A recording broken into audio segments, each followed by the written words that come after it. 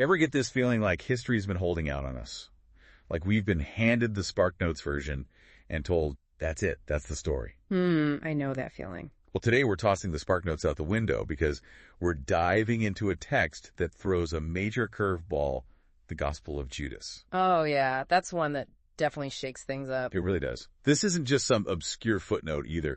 This text straight up challenges everything we thought we knew about Judas and then some. It's a game changer, for sure. I mean, put yourself in this situation for a second, right? Yeah. You grow up with one version of events pretty much set in stone. Right. And then, bam, this lost gospel pops up out of nowhere and claims Judas was actually Jesus's favorite and did the whole crucifixion thing on purpose. It's wild, isn't it?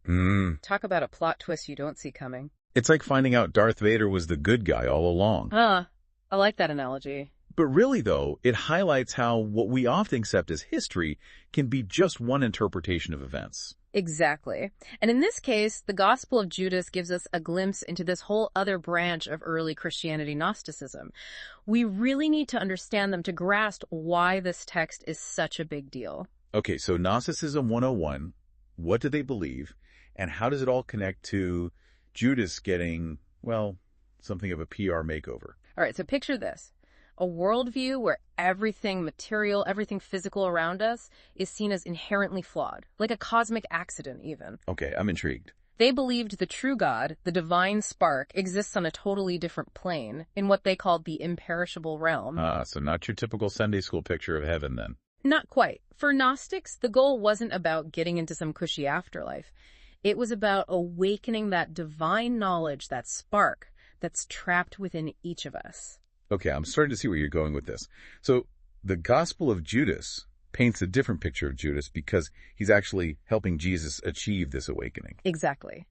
It claims Judas was the only one who truly understood Jesus's cosmic knowledge, this contrast between the flawed material world and the purity of that imperishable realm. So while the other disciples were busy, playing potlucks, they missed the deeper message. Well, according to this text, they were too focused on the physical world and all its rituals. Think about it. If you believe true liberation comes from within, then the whole idea of Jesus dying for our sins in this physical world takes on a whole new meaning, right? Wow. Yeah, no wonder this didn't go over well with the early church leaders. Yeah. Talk about a direct challenge to their whole belief system. Oh, absolutely. And it gets even more interesting. And it gets even more interesting when you look at the Gospel of Judas's claims about humanity itself. Remember, we talked about that imperishable realm? Yeah, the idea that it's not your typical heaven. Right. Well, this text suggests that only certain humans, only some, have souls that can even go back to that realm.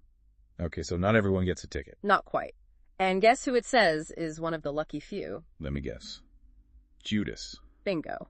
Which throws a whole new light on the crucifixion, doesn't it? Totally. Instead of a betrayal, it's like he's doing Jesus a favor, helping him escape this flawed material world. Exactly. To return to that pure divine state. Man, talk about a plot twist. It's like seeing the whole story through a completely different lens. It really makes you wonder how we'd view faith and spirituality today if this version had taken root. It really does. It makes you question how much of what we believe is simply because certain texts were favored or even suppressed early on.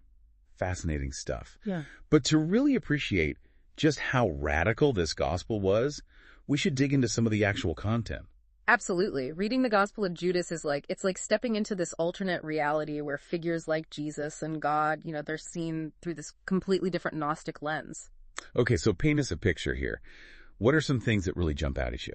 Well, right off the bat, the text throws you into this strange, yet strangely familiar cosmos. God's described as this luminous cloud. Okay, it sounds pretty ethereal. Right. It speaks to this idea of the divine being something we can't grasp with our limited human senses. Right. And then there's this whole idea of humanity's fall from a state of perfect spiritual knowledge. Which kind of echoes other creation stories. It does, but with that distinct Gnostic spin. Okay, so what about this Adamus figure? Where does he fit in? Adamus. He's like the prototype, the blueprint of humanity, created in the image of that true luminous God. But here's where it gets really interesting. He exists in the state of pure knowledge, dwelling in that imperishable realm. Okay. Until it all goes wrong, of course. Of course. Yeah. There's always a catch. Right. Imagine possessing that perfect knowledge and then, boom, it's gone. It's like the worst case of forgetting where you parked But on a cosmic level? Wow. Exactly. Humanity loses its way, forgets its divine origin, and we get stuck in this messy, flawed material world. And that's where we come in. Because we're all stumbling around trying to find our way back to that parking spot, cosmically speaking. Exactly. And this is where the Gospel of Judas veers sharply away from the traditional narrative.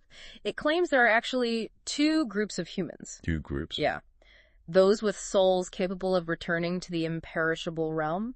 And then, well, there's everyone else, those who are essentially stuck here. Oh, wow. Okay, so this is where it gets really interesting, because it kind of throws a wrench in the whole idea of Jesus dying for everyone's sins, right? Exactly. And it gets to the very core of the Gnostic belief. That salvation isn't about everyone being saved. It's about a select few achieving this gnosis, this true inner knowledge that lets them escape the material world completely. Which is what Judas helps Jesus achieve in this version, right? At least according to this text. Exactly. It's such a departure from the traditional view of Judas as the ultimate betrayer. It really makes you wonder if this wasn't a deliberate counter-narrative to the dominant Christian beliefs of the time, a way for these Gnostic Christians to preserve their own understanding of Jesus' message. It's fascinating to think about these different groups essentially vying for control of the narrative, even back then. But before we go too far down that rabbit hole, let's talk about how Gospel of Judas even resurfaced in modern times. I mean, this thing was lost for centuries. I know. It's a story worthy of a whole other documentary. Seriously. This ancient text, hidden away, passed from person to person. Right. Nearly crumbling to dust before it finally sees the light of day in the 1970s. It's kind of a miracle it even survived, isn't it? It really is. You mentioned earlier it was even stashed in a safety deposit box for a while. Oh, yeah, it's true. For years, this manuscript was shrouded in secrecy. Wow. Offered to collectors, institutions, you name it. But everyone was too spooked by its origins. Nobody wanted to touch it.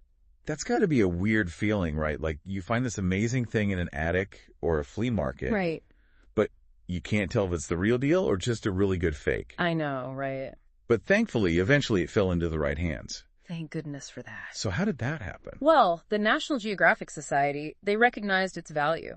Okay. Historical significance, the whole package, really. Even though it was in rough shape. Even then, they saw past all that and funded this huge effort.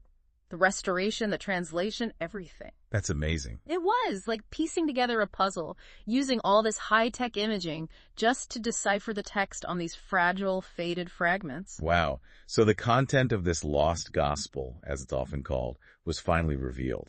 Gonna live up to the hype. Oh, yeah. It definitely ruffled some feathers, to say the least. I can imagine. This wasn't just some theological footnote. It directly challenged centuries of established dogma. Who were some of the most vocal critics? Well, the Catholic Church, as you can imagine, was quick to denounce it. Right, because from their perspective, it kind of throws their whole belief system under the bus. Exactly. It's like this classic battle between authority and a radical new idea. It's more than just religion, though, right? Yeah. I mean, the Gospel of Judas has to be fascinating from a purely historical perspective, too. Absolutely. It's a window into a time when Christian beliefs were still being debated and defined. Even just the translation of the Gospel of Judas has sparked controversy. Oh, really? What's so controversial about translating an ancient text? Well, there's this famous debate over a single word, whether a key passage should be translated as denial or declaration. It's amazing how much can hinge on one word. So walk us through this whole denial versus declaration debate. What's the big deal with that one word? It's really fascinating, actually. It's like this tiny crack that can split a boulder in two. Okay, I like that analogy. So some scholars, they see denial as Judas rejecting the other disciples' interpretation of Jesus' teachings. Like, he's emphasizing that he's the one who truly gets it. Because he's got that special connection with Jesus. Right. But then you have declaration, which some argue takes on this whole darker meaning, like maybe Judas is actually declaring his rejection of true salvation. Oh, wow. So it completely flips the script on him, potentially. It could. I mean, we're talking about ancient texts, lost for centuries, translated and retranslated. There's always going to be some ambiguity. Oh, sure. But it's amazing to think that the entire fate of Judas, at least in the context of this text, could come down to how we interpret one single word. Makes you wonder what other little nuances might be hiding in these ancient texts, right? Absolutely. It just goes to show that even the act of translation is an act of interpretation, which is both, exciting and a little daunting. Totally. Mm-hmm. But regardless of how you land on that word, the Gospel of Judas definitely makes you ask, What if it had become part of the Bible as we know it? Right. Like imagine cracking open a Bible today, and right there between John and Acts, boom, the Gospel of Judas. It would definitely turn some heads. It'd be like finding a hidden room in your house that you've lived in for years. That's a great way to put it.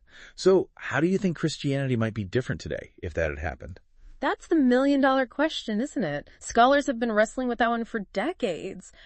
Would Christianity be more about looking inward? More about unlocking that inner divinity? Instead of the whole emphasis on sin and redemption. Exactly. And would we even have the same concepts of heresy and orthodoxy that we do today? It's really mind-blowing to think about. It's like history was this winding road, and we could have taken so many different paths, but we only took one. And yet, even just knowing those other paths were there, it changes how you view the path you ended up on. I completely agree. It makes you realize that history isn't set in stone. It's not some fixed, predetermined story. And that's what I think is so amazing about texts like the Gospel of Judas. They make you question everything. They challenge us to reconsider what we thought we knew and acknowledge that there have always been multiple perspectives, even within something as seemingly unified as, well, Christianity. So for our listeners who are now completely hooked and want to delve into all of this themselves, what's the best way for them to experience the Gospel of Judas? There are some fantastic translations available, but I'd also recommend checking out images of the actual manuscript itself. The fragments. It's really something to see these ancient pieces of papyrus, the faded ink, knowing how fragile it all is. It really brings it to life, you know? It's like holding a direct link to the past. Exactly. And it reminds us that we're so lucky to even have these glimpses into history. Every fragment, every word we can decipher, it all helps paint a more complete, more nuanced picture of the past. Well said. And who knows what other secrets are still out there, just waiting to be discovered, waiting to challenge our assumptions and reshape how we view the world. Well, that's what we're here for, right? Yeah. Each one of these deep dives is a chance to shine a light on those hidden stories, to go beyond the surface and grapple with the really big questions. It's a journey. It really is.